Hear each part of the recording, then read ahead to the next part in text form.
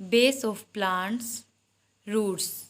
आज हम पढ़ेंगे पौधों का आधार, जड़ें। घास ने रोका पानी। रोहित के पिताजी घर के बाहर मिट्टी की नाली में उगी घास उखाड़ रहे थे। पिताजी को घास उखाड़ते देखकर रोहित भी घास उखाड़ने लगा। उसके हाथ में घास की कुछ पत्तियां ही आईं।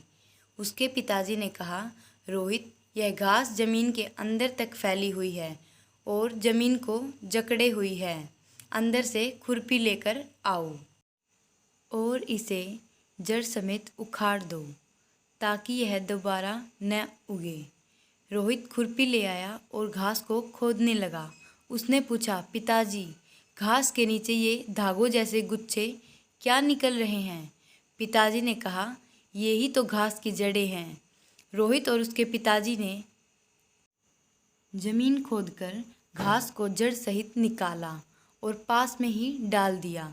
2-3 दिन बाद रोहित ने देखा कि निकाली गई घास सूख गई थी। जड़ें पहुंचाती पौधों को पानी। अगले दिन जब रोहित स्कूल पहुंचा तो उसने देखा कि अध्यापक और कुछ बच्चे पौधों को पानी दे रहे थे।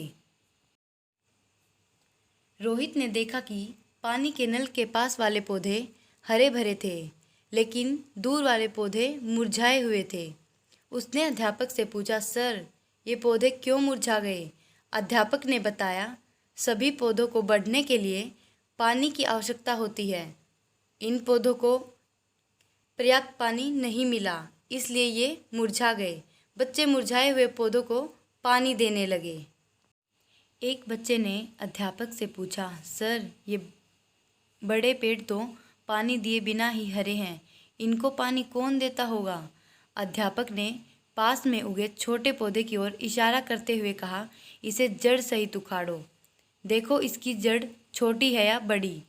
एक बच्चे ने पौधा उखाड़ा और जड़ों को देखकर कहा, सर, इसकी जड़ें तो बड़ी हैं। अध्यापक ने कहा, अब पीपल को उखाड़ने की कोशिश करो। बच्चों ने कहा, सर, यह तो नहीं उखड़ेगा।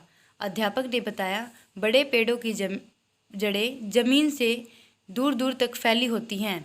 वे गहराई तक जाकर जमीन से पानी को सोख लेती हैं, इसलिए बड़े पेड़ हरे भरे रहते हैं और सूखते नहीं। लटकती जड़ें। स्कूल की आधी छुट्टी हो गई। सभी बच्चे खेल रहे थे। रोहित और उसके दोस्त स्कूल में उगे पेड़ के बरगद की लटकन पर झूलने लगे।